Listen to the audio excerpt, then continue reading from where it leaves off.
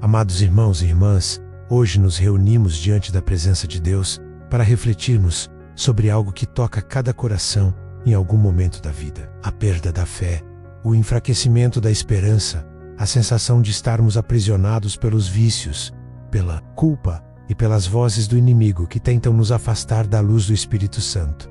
Todos nós, em maior ou menor medida, já passamos por desertos espirituais, momentos em que a oração parece não subir, em que a Bíblia fica fechada sobre a mesa, em que a mente se enche de dúvidas, medos e tentações. E quando isso acontece, muitos de nós ficamos reféns das armadilhas do inimigo. Ele não chega de forma clara, não aparece de maneira assustadora, mas se infiltra pelas pequenas brechas. Um vício aceito como hábito, um pensamento sujo alimentado em segredo, uma culpa não confessada que cresce como corrente, e de repente percebemos que estamos algemados espiritualmente, sem forças, acreditando que Deus nos abandonou, quando na verdade fomos nós que nos afastamos. Nós deixamos que o barulho do mundo seja mais alto do que a voz suave do Espírito Santo. Permitimos que as feridas do passado, os prazeres passageiros, ou até mesmo a pressa e a correria da vida moderna roubem de nós o tempo de intimidade com o Pai. E assim, pouco a pouco, vamos secando por dentro. O inimigo sabe disso. Ele não precisa nos derrubar de uma vez só.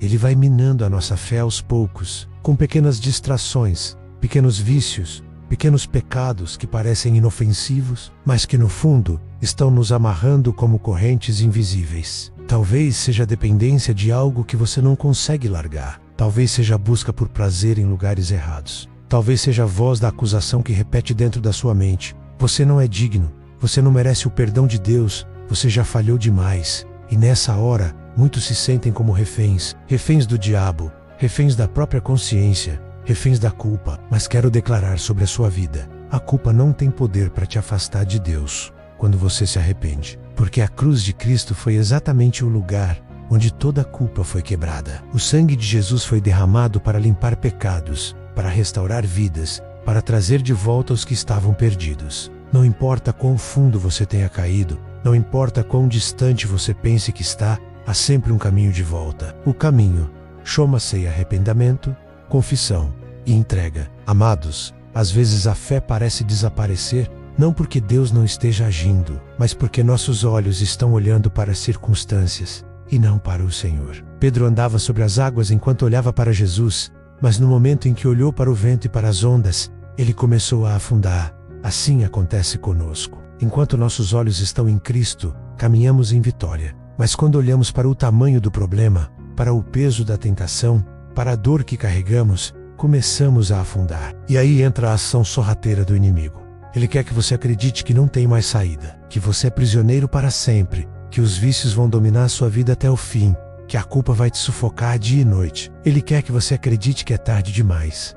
Mas a palavra de Deus nos mostra outra realidade. O apóstolo Paulo disse em Romanos 8:1: agora, pois, já nenhuma condenação há para os que estão em Cristo Jesus. Nenhuma condenação, nem do passado, nem do presente, nem do futuro. Talvez você esteja me ouvindo agora e pensando: mas pregador, eu já tentei tantas vezes, já tentei parar, já tentei mudar, já tentei voltar para Deus, mas parece que sempre caio de novo. Parece que não tenho forças. E eu quero te dizer, é verdade. Você não tem força sozinho. Nenhum de nós tem. Mas o Espírito Santo é a força que nos levanta. É Ele quem nos convence, quem nos fortalece, quem nos guia. Não é sobre a sua força, é sobre a graça de Deus que se aperfeiçoa na sua fraqueza. Hoje, eu quero que você comece a perceber que a fé não é apenas um sentimento que vem e vai. A fé é uma decisão, é um posicionamento. É dizer: mesmo que eu não veja, eu creio. Mesmo que eu não sinta, eu confio. Mesmo que eu esteja caído, eu sei que posso levantar porque Cristo já venceu por mim. A fé é como uma chama. Às vezes ela se apaga quase por completo, mas basta um sopro do Espírito Santo para reacender o fogo. Se você está se sentindo fraco na fé, não se culpe ao ponto de fugir de Deus. Ou ao contrário, corra para Ele, traga sua fraqueza, seus vícios, seus erros, sua dor. Não esconda nada, porque Ele já conhece tudo. Apenas se derrame diante dEle e diga: Senhor, eu não consigo sozinho. Eu preciso do Teu Espírito para me libertar, para me renovar, para me encher novamente. e Ele fará. Porque a fé não se perde de uma vez só.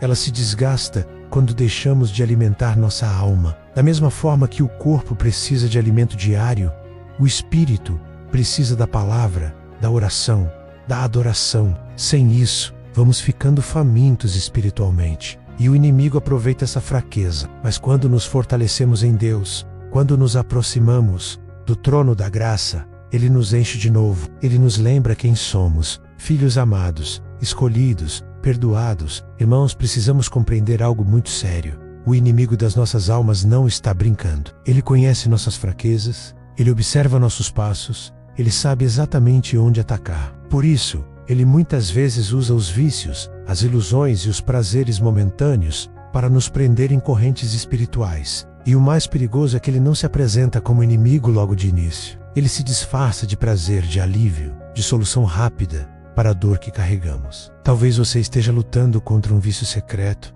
algo que começou pequeno, talvez como curiosidade ou passatempo, e hoje parece que domina a sua vida. Pode ser um vício em substâncias, em pornografia, em jogos, em mentira, em raiva, em consumismo. O inimigo sabe que, quando nos prendemos a isso, nossa mente fica dividida, nosso coração fica pesado e nossa fé se esfria, porque ninguém consegue servir a dois senhores. Se o coração está dividido, a chama da fé vai se apagando. Mas quero que você entenda, o diabo oferece correntes disfarçadas de liberdade. Ele diz: isso vai te dar prazer, isso vai te fazer esquecer da dor, isso vai te fazer sentir vivo outra vez. E quando você menos percebe, está preso. É como alguém que entra num rio para se refrescar e de repente a correnteza começa a puxar para o fundo. Você acha que está no controle, mas não está. E é nesse ponto que a culpa entra. Porque depois que o prazer passa, vem o peso. Depois da queda, vem a voz da acusação. O inimigo que antes te seduziu, agora te acusa. Ele sussurra: olha só o que você fez. Olha como você caiu de novo. Olha como você é fraco. Deus não vai te aceitar mais. E assim, a pessoa fica presa num ciclo. Tenta, cai, se culpa, se afasta de Deus. Tenta de novo, cai de novo. Um círculo vicioso que parece impossível de quebrar. Mas a palavra de Deus é clara. Somente a verdade liberta. Jesus disse em João 8,32: e conhecereis a verdade, e a verdade vos libertará. E qual é essa verdade? A verdade é que você não precisa ser escravo do pecado. A verdade é que Jesus já pagou o preço para que você seja livre. A verdade é que nenhum vício, nenhum erro, nenhuma queda é maior do que o poder da cruz. Se o inimigo usa vícios para escravizar, Deus usa a palavra para libertar. Por isso, a Bíblia é chamada de espada do Espírito, porque com ela nós cortamos as mentiras do diabo. Quando ele disser: você não consegue sair disso, você responde com Filipenses 4,13: posso todas as coisas naquele que me fortalece. Quando ele disser: você é fraco demais, você responde com 2 Coríntios 12:9: a minha graça te basta, porque o meu poder se aperfeiçoa na fraqueza. Quando ele disser: Deus não vai te perdoar mais, você responde com João 1,9: se confessarmos os nossos pecados, Ele é fiel e justo para nos perdoar e nos purificar de toda injustiça. Percebe? A batalha não é apenas na carne, ela é espiritual. O inimigo quer dominar sua mente, mas quando sua mente é renovada pela palavra de Deus, você começa a pensar como filho, não como escravo. Você começa a entender que não precisa viver debaixo de correntes, porque Jesus já quebrou essas correntes na cruz. E talvez você esteja dizendo: mas eu já ouvi isso antes. Eu sei que Deus é poderoso, mas ainda assim eu caio. E eu quero te dizer, a libertação é um processo. Às vezes Deus quebra a corrente de uma vez em um instante, mas às vezes Ele te leva a um caminho de dependência diária. Cada dia você precisa escolher: hoje eu vou rejeitar a mentira, hoje eu vou rejeitar o pecado, hoje eu vou me encher da palavra, hoje eu vou pedir força ao Espírito.